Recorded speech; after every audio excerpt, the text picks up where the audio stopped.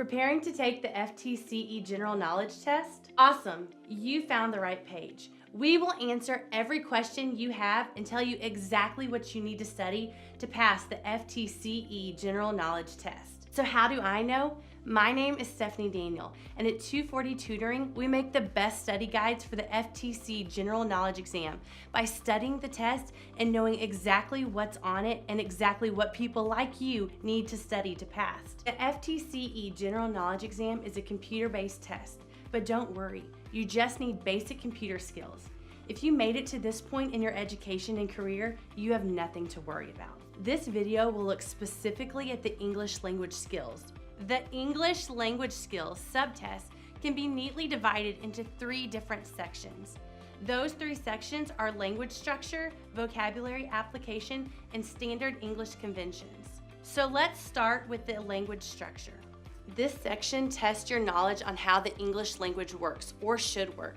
Language structure questions make up about 25% of the English language skills subtest. There are 4 big concepts you definitely have to know to get these questions correct: modifiers, parallelism, effective structures, patterns of organization. The first big concept you should know is what a modifier is. Modifiers are words or phrases that change or clarify another word in the sentence. The purpose of a modifier is to add detail or explain something. These words are usually adjectives, describe nouns, or adverbs, describe verbs. Here's an example. Look at this simple sentence. They were running. Now, let's add a modifier. They were running quickly. The adverb quickly is a modifier of the verb running. Get it? Good. But modifiers are commonly misplaced. Look at this sentence. She purchased a car for my brother they call Lightning. In this sentence, Lightning is the car's name, but the placement of the modifier is all wrong, so it causes some confusion. Is Lightning the brother's name? No. Let's move the modifier closer to the noun it modifies. She purchased a car they call Lightning for my brother. See? Here is a friendly tip. These are very simple sentences I just used. Expect the sentences on the test to be much more detailed. The next big concept to know is parallelism. Very simply, parallel structure means that you use the same grammatical form within a sentence. Let's look at another example of a sentence without parallel structure. Caroline enjoys dancing, the playground, and to take long walks. Now, look at the same sentence but with parallel structure. Caroline enjoys dancing, going to the playground, and taking long walks. See how all the verbs end in ing? That's parallelism. Again, these are simple sentences. Expect to see more detailed, complex sentences on the exam. The third big concept to know is effective structures. This includes knowing how to identify and fix fragments, comma splices, run-on sentences, and syntax errors. I'll talk about a couple of these in more detail in just a little bit. And the last big concept to know is patterns of organization. More specifically, you need to know what the modes of rhetoric are. Here, let me tell you. The most common modes are narrative, descriptive, expositive, and argumentative. Now, those are the 4 broad concepts to be familiar with. But right now, I'm going to give you 2 specific concepts to be familiar with because they will most likely appear on the test. But first, if all of this seems like a lot, it's because it is. There is a lot to know on the exam, and if you want to pass it, you have to study. Now, the good news is that 240 Tutoring has already done all of the hard work of figuring out how to study, creating the best materials to study, and creating authentic questions to practice the test. Oh, and the test is really expensive. So do yourself a favor and save a bunch of time and money by simply using 240 Tutoring study guides. Now let's get back to the video and talk about comma splices. Comma mistakes happen. They happen a lot. A comma splice is a common comma error. Wow, that was a mouthful. These errors occur when 2 independent clauses are joined together with a comma. It is a type of run-on sentence. Let's look at an example. Tomatoes are not vegetables, they are fruit. The 2 independent clauses can be sentences on their own, so simply adding a comma between them just doesn't work.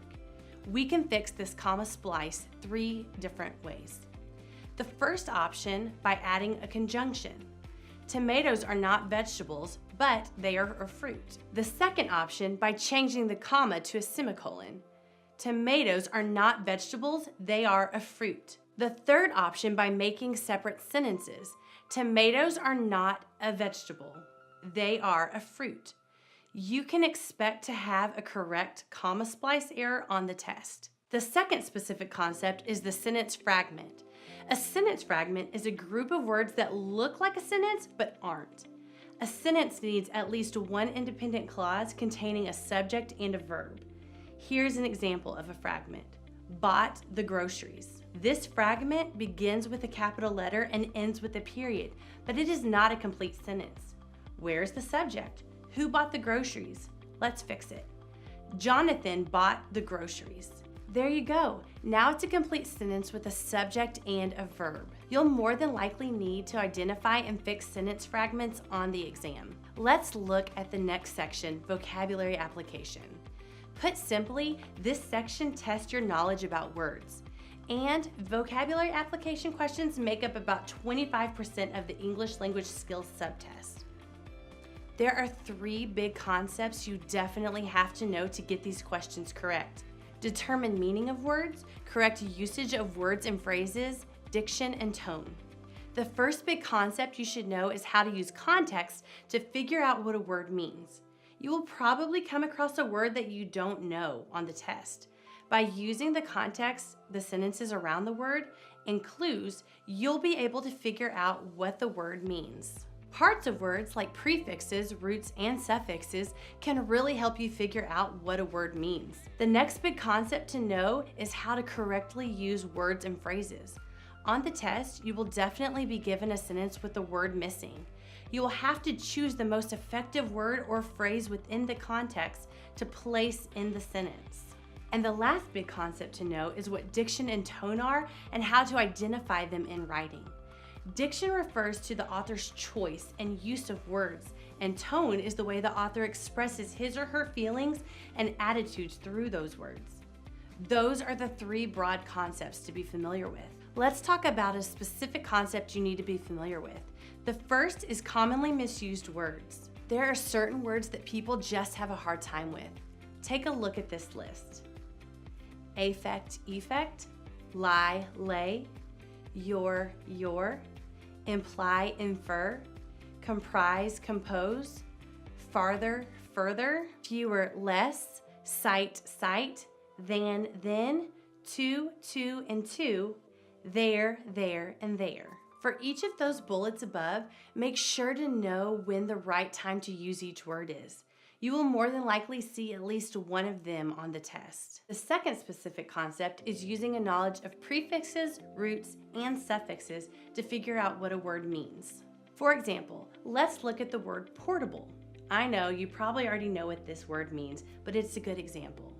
If you have a good understanding of prefixes and suffixes, you can gather a good idea about what portable means. The prefix port means to carry, and the suffix able means capable of. So put them together and you can figure out that the word portable means capable of being carried or something like that. Be familiar with the most common prefixes, roots, and suffixes. The next section is standard English conventions. This section tests your ability to identify and correct errors in sentences. These include tense, subject-verb agreements, parts of speech, spelling, punctuation, and capitalization errors. Standard English conventions questions make up about 50% of the English language skills subtest. There are 3 big concepts you definitely have to know to get these questions correct: parts of speech, capitalization, punctuation, and spelling conventions, and agreement. The first big concept to know is the parts of speech. You definitely need to know what these are: noun, pronoun, verb, adverb, and adjective. Be sure to know what these parts of speech are and how to correctly use them in sentences. The next big concept to know is standard capitalization, punctuation, and spelling conventions. These are the rules of capitalization, punctuation, and spelling. Take some time to review all of the rules you learned in grade school. Remember, on the test, you'll be finding errors in sentences. And the last big concept is agreement. There are 2 types of agreement that will appear on the exam: subject verb and pronoun antecedent. Know what both of these are and how to fix sentences with agreement problems. Now, those are 3 broad concepts to be familiar with, so let's look at specific concepts. Right now, I'm going to give you 2 specific concepts to be familiar with. The first is pronoun shifts. This is a common grammatical error that occurs when a writer starts a sentence using one type of pronoun and then suddenly shifts to another type of pronoun. Let's look at an example. If you brush your teeth regularly, then most people can avoid cavities. This sentence starts with the pronouns you and your, which is singular, but then suddenly shifts to people, which is plural. This is an error. Let's fix it. If you brush your teeth regularly, then you can avoid cavities. See how it all matches now? No sudden shifts. The next specific concept is subject-verb agreement. In sentences, subjects and verbs must agree in number. This means if a subject is singular, its verb also needs to be singular. If the subject is plural, then its verb must also be plural. Let's look at a sentence with incorrect subject-verb agreement. Emily are at the pool. The subject Emily is singular. Emily is one girl. The verb are is plural. Let's fix this sentence. Emily is at the pool. Now, the subject and verb are both singular form. They agree. The trick to making sure your subjects and verbs agree is knowing the singular and plural forms of subjects and verbs. There are some rules that are helpful to know. And again, if this all seems like a lot, it's because it is. There is a lot to know on the exam, and if you want to pass, you have to study. Now, the good news is that 240 Tutoring has already done all the hard work of figuring out how to study, creating the best materials to study, and creating authentic questions to practice the test. Oh, and the test is really expensive. Do yourself a favor and save a bunch of time and money by simply using 240 Study Guide. And that's some basic info about the English Language Skills subtest. In the next video, we'll have more information about the General Knowledge exam.